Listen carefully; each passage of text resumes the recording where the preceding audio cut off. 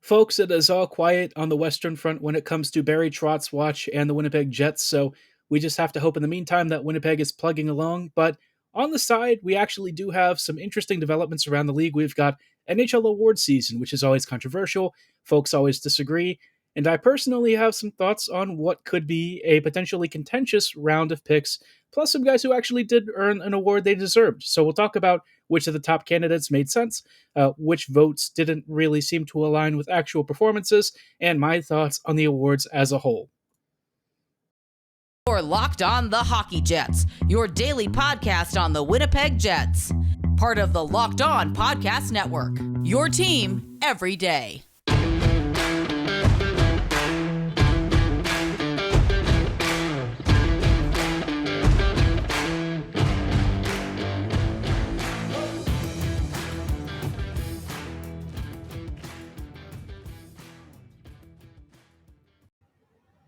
Hello, friends, and welcome to tonight's episode of Locked On Winnipeg Jets, part of the Locked On Podcast Network, your team every day. I'm your host, Harrison Lee, an avid Winnipeg Jets fan and an online blogger. You can follow me on Twitter at HLLivingLoco and at LO_Winnipeg Jets. Thank you for choosing to make Locked On Jets your first listen of the day, every day. If you enjoy what you're hearing, be sure to like, follow, and subscribe on your favorite podcasting platform of choice, including Apple, Spotify, Google, Megaphone, Odyssey, and YouTube. We've got audio and video versions of this podcast available on all your favorite platforms, so you can take us on the go, watch, or listen to us at home. Whatever floats your boat, we're there for you 24/7 every weekday. On tonight's episode, we've got some fun topics to discuss, I guess. The biggest thing right now, of course, is still Trotz watch for the Jets, but because there's not really any news there, I kind of wanted to shift attention and talk about the NHL awards. Unfortunately, this year, the Jets really didn't have too many candidates here, aside from the Lady Byng Trophy, of course, going to Kyle Connor. But as far as the rest of the awards are concerned, this was an interesting voting session because for the first time in ages, we actually saw a Hart Trophy that had some real competition from a goalie. This kind of stuff never really happens. And of course, the voting, I'm sure, was very contentious. But we're going to dive into, at first, let's talk about the Calder Trophy. This trophy, for me, I think had, for me, one of the more curious voting splits.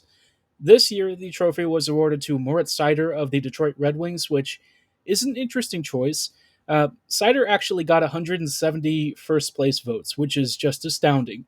The next closest first-place vote was Trevor Zegras at 15, which is quite a bit less, if we're being honest. Seider honestly blew away the competition in terms of the voting splits, but I feel like when you're looking at this list of candidates, right, you've got Seider, Zegras, Bunting, Raymond, Swayman, Lundell, Tanner Jeannot, Boldy, Caulfield, Carrier, Liljegren, Mercer, Jarvis, somehow Faravari, and tied with Faravari is Nedeljkovic. For me, if I'm being honest, I kind of thought this would be Lucas Raymond's year. I know that maybe his points total sort of tailed off a little bit towards the end of the season, but I think in what people kind of saw in Seider's game and what I think is actually happening on the ice, Raymond, for me, was the more well-rounded, versatile offensive threat. I thought that he was an absolute monster in transition. He was creating tons of dangerous chances, and I guess Seider for me is he's a really solid top four defender, right? Maybe even a fringe first pairing guy. But I just don't know if I would really give so many first place votes. You look at some of the other names on the list, right? Zegras was a really good candidate to be one of the most exciting young Calder Trophy winners out there. Not that I probably would have picked him necessarily. I think that he was, a decent choice as like a finalist, but would I have chosen him first overall? Probably not. That said, I don't know that I would really have gone with Seider here either. I think Raymond, for me, shined a little bit more and was certainly more offensively involved. I get why the voters kind of opted here for maybe the defender who they think is a steady Eddie presence on the back end and who they thought maybe contributed a lot of maturity and composure. But oftentimes with the Calder Trophy, it's just sort of a weird one, right? You look at some of the prospects, and there's not a ton of great choices for like number one. But again, I probably would have gone with Raymond. Lundell was an interesting fringe candidate for me to be a potential finalist. I don't know that he really played enough and had enough ice time, certainly on a team as stacked as the Panthers are, to really make a case to be in the top three. I think he was certainly just as good as a lot of his teammates, but in terms of being the kind of person who, sort of by process of elimination by ice time and stuff in the role that he was given, I just didn't really think he had much of a shot at actually achieving this award.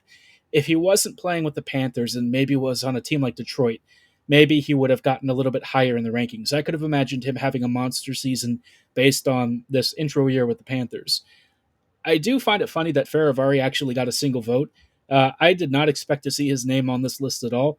Faravari is obviously a very talented defender for the Caps, but whoever had him as like the fifth choice, that's pretty funny. I love that. I love that somebody was really bold with that selection. Somebody did the same with Nedeljkovic. Two very interesting choices. Seth Jarvis, for me, I think is probably one of the ones that I thought was way too low. Jarvis only had 3 total votes, a fourth place vote and a fifth place vote. I know that Carolina is another really deep team, and maybe Jarvis wasn't seen as having enough games and a significant enough role to merit, um, obviously, like a top 5 selection. But I think top 10 probably would have been reasonable. It's not like the difference between the back half of this grouping is super significant, but to only get 3 votes for Jarvis, I thought was kind of like, wow, that's a little low in my mindset here. Mercer and Liljegren also not really getting many votes. Not super shocking. I thought Mercer had a pretty solid season, but nothing to like maybe get too excited about. Boldy, I think, has shown signs of having a potential really bright future ahead of him, but this year probably not enough to really earn a top billing. I just feel like with Seider getting first overall, with such a disparity in the voting process here, I was kind of shocked a little bit in some ways, but the Calder Trophy, sometimes they just seemingly pick the first name that comes to mind. And I think Seider was one of those guys who has been billed as the Calder favorite the entire season and never really had that taken away from him. So, not really dissing his season at all. I think he actually had a great year, and there are very clear signs that Seider is starting to take the next step in his development. But yeah, for the Calder Trophy, a little bit of an interesting start. Probably not the number one candidate I would have gone with, but I'd be curious to know what you think. Maybe you disagree. Maybe you feel like he's actually a pretty okay choice. Be sure to let me know at HLLivingLoco and at LO_Winnipeg Jets on Twitter, or in the YouTube comments below. I hope that next season, Cole Perfetti should still be eligible for this trophy. I hope that he has a monster year and gets himself in the finalist pool because, let's be real, Perfetti, he is something else. And I just hope he can stay healthy long enough to give us a full season and show Jets fans why the future with him is super sky high. We've also got a few more trophies, though. Some of these are a little bit less controversial. Some of them maybe a little bit more than the Calder Trophy, especially because the pools of players are a little bit deeper. But before we get into those, I do want to shout out our wonderful partners at Built Bar. If you've heard me talk about Built Bar, you know that I'm personally a big fan. I've had lots of protein bars over the years, and most of them kind of suck. Built Bar was the first to kind of change my mind because it's more like a candy bar with a 100% real chocolate exterior and a soft, chewy interior. They're constantly iterating and creating new flavors, and one of the brand new ones they've got is Mud Pie, which, if you've ever had an actual mud pie, you know that chocolatey, creamy, crumbly goodness with that mousse flavor is always just to die for. But of course, you think about the calorie counts and the carbs. You start thinking, I can't really afford to eat this, especially on a routine basis. Well, Built Bar's got the answer with the Mud Pie Built Bar, which clocks in at around 150 calories. It's got only 8 grams of sugar, and it's packed with 16 grams of protein. So it really is good for you, right? Where else are you going to find something as delicious as mud pie in a really convenient bite-sized package that, quite honestly, is better for you than it is bad for you? So if you're interested, be sure to check them out. They've also got a variety box in case you want to try some of their other flavors. They've got great stuff like Churro Puff. They had stuff like banana, some of the really basic flavors. Raspberry dark chocolate is one that I always say is a great place to start if you're not sure. Be sure to check it out. Again, it comes with 12 different flavors that you can choose. And again, it's awesome. I mean, they're all around the same caloric count. They all have around 16 to 17 grams of protein and only 7 to 8 grams of net carbs. You really can't go wrong. So check them out at built.com. And when you do, be sure to use promo code LOCKED15 at checkout to get 15% off your order. Again, that is promo code LOCKED15 at checkout for 15% off at built.com. Hello, friends, and welcome back to this episode of Locked On Winnipeg Jets. Thank you for choosing to make us your first listen of the day every day. We are taking a look at the 2022 NHL awards voting, which of course is always a contentious subject. Every year you see tweets and social media posts bemoaning the voting and saying, "Oh, why did somebody get this trophy or whatever?" And I kind of like sometimes look at the ballots and I do occasionally disagree with them. I thought the Calder Trophy for me, I probably wouldn't have made Seider my number one choice. He would have been top three, just not number one for me. But of course, he kind of lapped the field in terms of the voting process and earned so many first place votes that no one else was really close to touching him. So, looking at some of the other trophies, some of these weren't quite as contentious. The next trophy that we're going to talk about is the Vezina, and this one I just really feel like there wasn't really that much debate. Igor Shesterkin has won it with 29 first place votes. The next closest voting pool didn't even get a first place vote. That was Jacob Markstrom. Shesterkin had 154 points by their rankings. Markstrom was second overall at 53, and Juuse came in third with 32. The rest of the list in this order was Freddie Anderson, Vasilevsky, Ilya Sorokin, and then tied for seventh was Demko, Husso, and Jari with just 1 point apiece. Overall, I kind of feel like this split is pretty okay. You could have an argument for a couple of these goalies. Markstrom's regular season was very strong, but of course, during the postseason, he sort of fell apart. And I just feel like maybe they rode him a little bit too hard. I know that there's conflicting evidence when it comes to goalie workloads and how that impacts performance, but he just didn't really get much of a break. I do think that they have some guys who could potentially be like decent backups. No one that I would really say is on the caliber maybe of like an Eric Comrie or when Laurent Brossoit was around, a Brossoit level goalie, but certainly guys who could eat minutes and at least give Markstrom some rest. When it got to the postseason, he just looked very slow. I thought his reads were off, and it kind of derailed what was a really good season for him. His regular season performance was pretty great, but I do think one of the big things that probably dinged his votes was that he plays for Calgary, which is defensively a pretty responsible team. They don't surrender much. They play a very tight structure under Daryl Sutter, and so you look at Shesterkin, and by a country mile, Shesterkin's workload and performance was basically what helped New York get into the postseason. A lot like Connor Hellebuck with the Jets over the past several years, Shesterkin carried the team. I don't think that there's much question about that. I do know that because he played fewer games, it probably did ding him in one of the other trophies we're going to talk about, but I just feel like in terms of an MVP performance, in terms of one single player on the team who basically changed their entire season, it's got to be Shesterkin. Without Shesterkin, I have no idea where the Rangers rank. They were not a particularly great team. They had components that were good, like the power play was pretty strong, the PK was very strong, and you even saw that at times during the postseason. Their finishing talents there, the depth scoring is pretty decent. Kopp, of course, was a big game changer for them. But you look at that team and the defensive structure, the really porous performances during the regular season, and even more so during the playoffs. You just come to understand why Shesterkin's season was really an historical event. He truly had one of the most insane goaltending runs in NHL history, and when you watched him out there, he was calm, controlled, and he just seemed to snuff out just about everything. Only a few goals that he really surrendered that you would really like him to maybe have. Overall, though, I mean, he was just a monster in net and probably one of the most legendary rookie, or not really rookie, but first intro seasons to the NHL I can imagine, especially for a goalie. Usually, this is a position that does take some time for young guys to figure out, but Shesterkin came in and immediately started impressing people. Just an incredible year for him, and if he had been eligible for the Calder, I'm sure he would have won it. Because he's already been playing for, like 2 seasons, I guess now, maybe a little bit more than that. Obviously, he doesn't quite figure into the calculations here, but the other candidates, I mean, Markstrom was good, Saros good, Anderson, Vasilevsky, all decent choices. Just no one doing the amount and bringing the level of value that Shesterkin brought. Aside from that, we do have a couple more trophies, and we'll get to those in just a little bit. These include the Norris Trophy and the Hart Trophy, and we'll talk about the voting for these and whether or not I think that they made the right choices just after the break. Hello, friends, and welcome back to these closing thoughts on tonight's episode of Locked On Winnipeg Jets. We are taking a look at some trophy voting for NHL 2022 awards. Obviously, like I mentioned earlier in this podcast, it is always a very contentious subject, but, this year's trophies, I guess they went to, for the most part, I think the right candidates. The only one that I would probably quibble with the most was the Calder, but I mean, it's not really that big of a deal, in my opinion, to be completely honest. It's not the kind of trophy where like I'm ready to throw fists.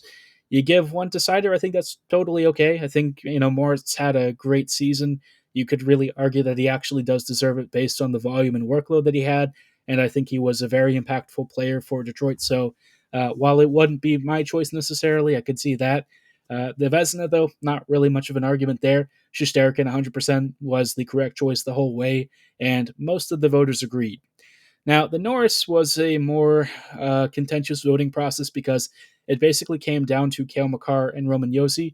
And for me, Makar definitely should have won it by a country mile. Josi, though, was really close. In fact, the points difference was only around, 25 points, which when you've got 1631 to 1606, it's actually a much narrower margin than it sounds. Makar had 92 first place votes, and actually Josi led the way with 98. But because Makar had so many more second place votes, that really tipped the scales. Whereas Josi, his second and third place votes kind of started to tip the scales a little bit against him. Behind him, you had Hedman, McAvoy, Fox, Ekblad, Letang, and a bunch of other guys. I think for this trophy, for the most part, I would agree with the voting.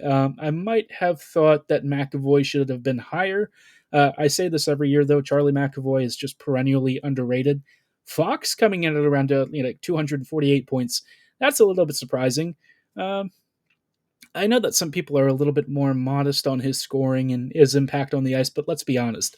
Fox is very clearly the closest thing to Makar that exists in the Eastern Conference.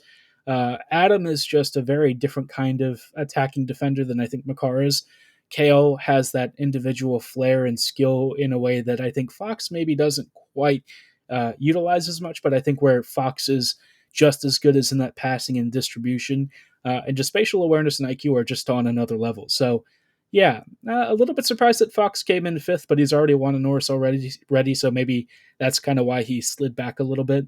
McAvoy, another guy, again, who I just feel like for whatever reason doesn't really get that much recognition because he doesn't score a ton.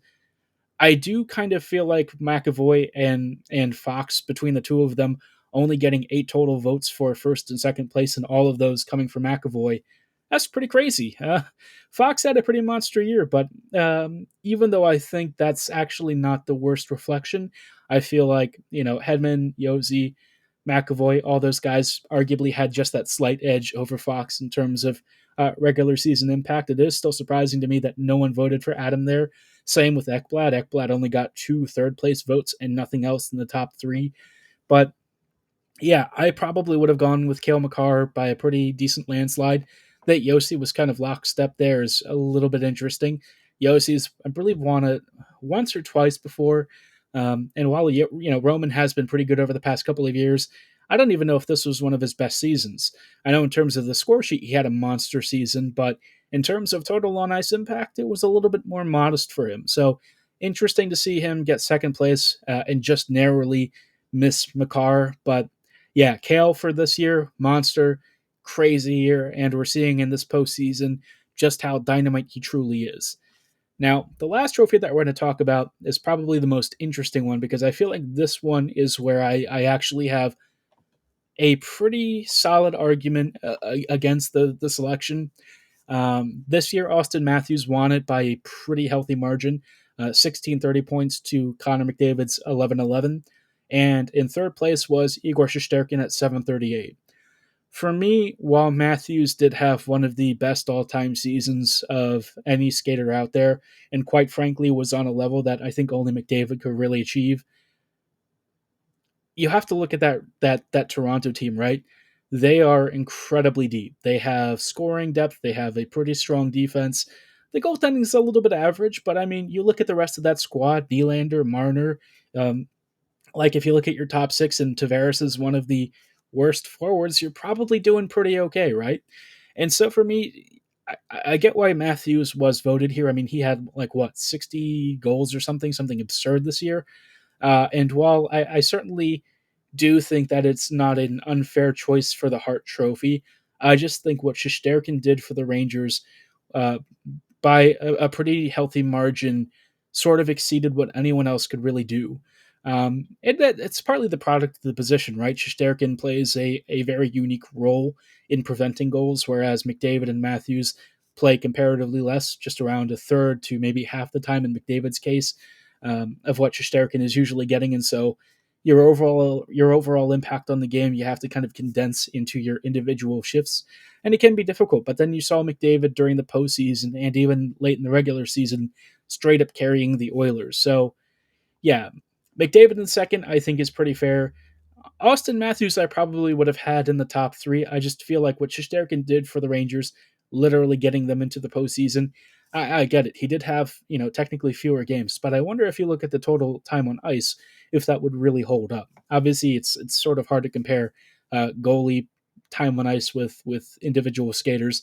You might as well not, because it's not really particularly relevant or germane. But um, I don't know. I just feel like that argument is always thrown against Shesterkin not having started as many games, maybe having a smaller sample size, and yet in that sample size, he had one of the greatest all-time goaltending seasons ever, and literally carried the Rangers through almost to a Stanley Cup final. So I don't know how I feel about that one. That trophy, I feel like, could have been Shesterkin's.